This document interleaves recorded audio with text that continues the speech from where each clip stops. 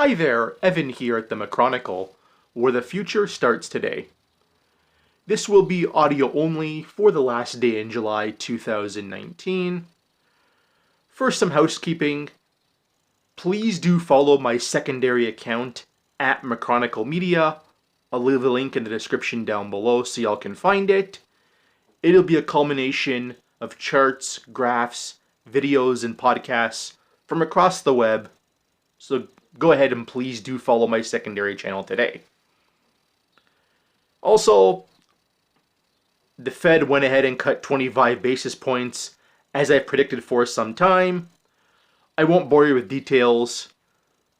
I did make a prediction on this roughly about a month ago that the Federal Reserve will cut 50 basis points between then and year end. They've cut 25 today. I expect another 25 by year end. And on the second rate cut, that's when the Bank of Canada will join in and do a 25 basis point cut by year end. If you wish to find my reasoning behind this, I'll leave both my videos on it in the description. In the second one, where it did change my mind, I do understand that, but both videos will be in the description. Keep in mind, it was under my old channel name at Crypto and Markets. I am now at the Machronicle, as y'all are aware, but nonetheless, I stand by those predictions. And now my main reason for today's mini podcast. There seems to be the opinion going around all over financial media lately that the central banks are going to be able to punt the business cycle again and avoid a global recession, which almost, in my opinion, looks inevitable at this point. Now, if they were to go ahead and be able to punt the business cycle, the time to do it was in late 2017, early 2018, when all the leading indicators that I follow started deteriorating globally. But instead of going into further easing at that time, central banks went neutral, even went a bit hawkish, to be honest, in some cases, as the economy was slowing further. So throughout 2018, as the economy was slowing,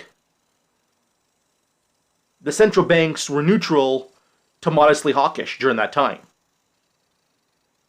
And remember, any central bank policy move takes roughly 12 to 18 months to filter its way through the economy.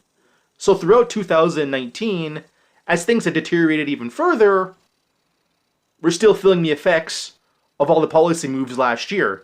In fact, we will really until almost the second quarter of 2020 at this rate. So again, if they were to punt the business cycle, it was almost 2 years ago, not now. It's too late. Now, to go ahead and put this in context, in 2015, during the first China slowdown, central banks were responding thinking the whole economy was going to go down with it, the global economy. So you saw easing across multiple central banks. The US put off the rate hikes they eventually did, and the quantitative tightening they eventually did in late 16, 17, and throughout 18. But remember, one big thing happened at that time also, which led to a lot of wealth creation globally. It was the capital outflows out of China at that time because of the yuan devaluation that went to global real estate markets, and people found a whole bunch of wealth because of it. Now on that point, since about the later part of 2017, real estate globally has been in a downturn. How do you think the wealth effect from the declining home prices has filtered through the rest of the global economy already? And remember, in late 2017, what else happened? Capital controls were put in China, so it became very difficult to get the money out. So you had a combination of that and central banks turning neutral to modestly hawkish as things were already spiraling downwards. So magically, we're going to go ahead and flip that when by early 2020, we're only going to be feeling the impacts of all the moves in late 2018. That to me, it doesn't make a lot of sense. I'm sorry to say that, but it just doesn't. I mean, yes, I understand the dovish pivot made by Powell in early part 2019, ending QT early, not going ahead and doing any more rate hikes, and now going ahead and cutting rates. I get all that.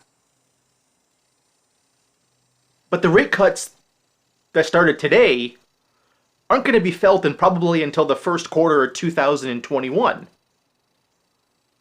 We're still a long way off. And even with this dovish pivot, the economy still has deteriorated further even after it. And it's still deteriorating even today as we speak. And also factor in as well, really since the beginning of 2018, we've had a slowdown globally in total wage growth, aka the paycheck you take home. And also the slowdown in China has hit global manufacturing. The slowdown in consumer spending has hit global manufacturing also. We're also seeing right now a massive slowdown in autos, in furniture, in appliances, spending on home renovation. We've also seen a contraction in global trade, in total freight moving around the world. Again, all leading indicators that we're in a massive slowdown heading into what inevitably is a recession. And notice I'm mentioning global trade also, I haven't even mentioned the trade war. Because if you look at the goods that have actually been tariffed by the US and China, in dollar volume as a percentage of the global economy overall, it actually is pretty small. And even then, the economy was slowing before the trade war was even a thing. So, everyone listening to this knows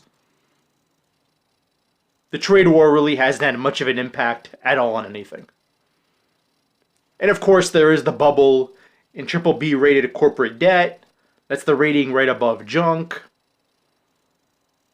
What's going to spur any issues there? Well, a couple of those bonds are going to have to get downgraded. But timing is always tough on those. So when will it get tough for the triple B rated corporate debt? When there is downgrades. When it is, I'm not sure. But look, before we go here, I just wanted to make one final point.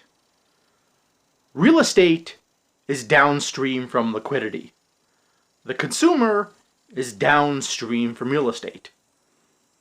Manufacturing is downstream from the consumer. It should be no coincidence why all these indicators are all slowing down all at the same time. That's all I'm going to say. Smash that like button, leave a comment, subscribe, follow both my Twitter accounts, and as always, I'm Evan. This is the McChronicle, where the future starts today.